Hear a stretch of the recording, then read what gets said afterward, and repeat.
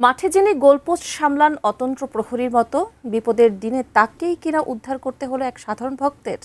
নিজের শহরে ছুটি কাটাতে গিয়ে চরম নাটকীয় পরিস্থিতির মুখে পড়েছিলেন আর্জেন্টিনার বিশ্বকাপ জয়ী গোলরক্ষক এমিলিয়ানো মার্তিনেজ। এক ভক্ত শুধু তার সঙ্গে ছবি তোলার আশায় ঘুরছিলেন, কিন্তু ভাগ্য তাকে বানিয়ে দিল বিশ্বসেরা গোলরক্ষকেরই ত্রাতা। ঠিক কী ঘটেছিল মার্তিনেজের সঙ্গে, বিস্তারিত জানাচ্ছেন বদিউজ্জামান মিলন। বিশ্বকাপে আর্জেন্টিনা জাতীয় দলের হয়ে খেলার পর নিজ শহর মার দে প্লাতায় ছুটি কাটাচ্ছেন এমিলিয়ানো মার্তিনেজ।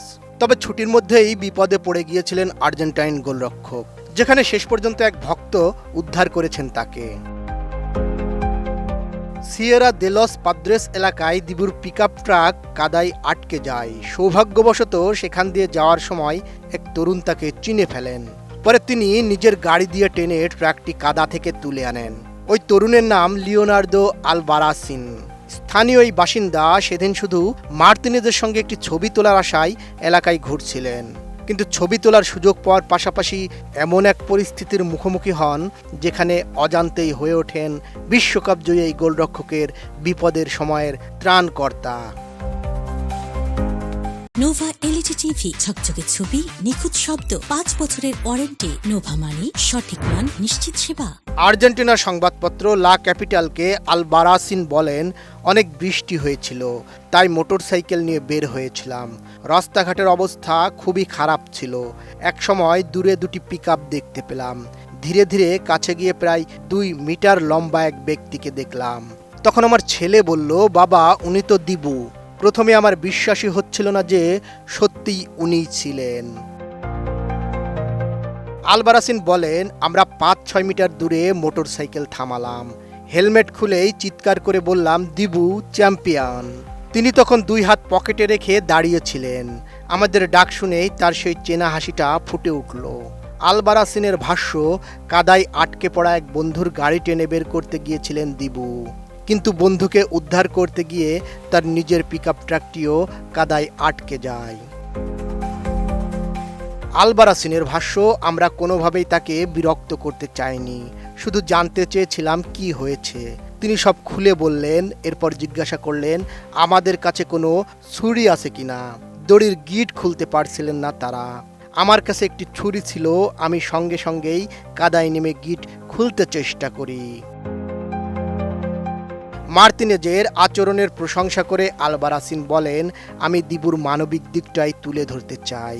তিনি অসাধারণ একজন মানুষ। ফুটবল বা বিশ্বকাপ নিয়ে আমাদের কোনো কথাই হয়নি। মনে হচ্ছিল অনেক দিনের পরিচিত বন্ধুর সঙ্গে গল্প করছি। এক পর্যায়ে তিনি আমাদের জিজ্ঞাসা করলেন, তোমরা এখানে কি করছো? তখন আমি কাদার মধ্য থেকেই মাথা তুলে বললাম, আপনি বিশ্বাস করবেন না, কিন্তু আমরা শুধু আপনাকে দেখতে পারি কিনা সেই আশায় বের হয়েছিলাম। শেষে আলবারাসিন বলেন, ট্রাকে ওঠার আগে তিনি আমাদের বারবার ধন্যবাদ জানালেন।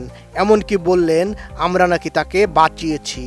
যিনি পুরো আর্জেন্টিনাকে এত আনন্দ দিয়েছেন তিনিই আমাদের ধন্যবাদ দিচ্ছেন। তার উপর তিনি আমাদেরই শহর মার দেল প্লাতার মানুষ। সত্যিই তিনি অনন্য। তিনি যখন আমাকে জড়িয়ে ধরলেন তখন আমার মাথা গিয়ে ঠেকল প্রায় তার বুকে। এতটাই লম্বা আর শক্তপোক্ত তিনি। তখন সাহস করে তাকে বললাম, কাতার বিশ্বকাপের পর থেকে আমার বাড়িতে তাকে নিয়ে একটি ছোট্ট স্মৃতির জায়গা বানানো আছে।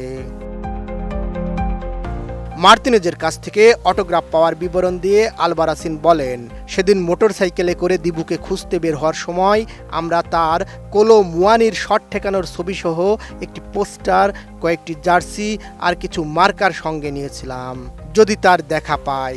শেষ পর্যন্ত তিনি সব কিছুতেই অটোগ্রাফ দিলেন। তিনি অসাধারণ একজন মানুষ।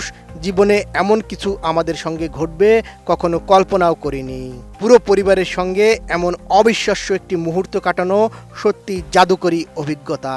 এরপর তিনি চলে যাচ্ছিলেন, হঠাৎ থেমে জাতীয় দলের অফিসিয়াল জ্যাকেটটি খুলে আমাকে উপহার দিলেন। তখন আর নিজেকে সামলাতে পারিনি, আবেগে ভেঙে পড়ে কেঁদে ফেলেছিলাম। বদিউজ্জামান মিলন, এটিএন নিউজ।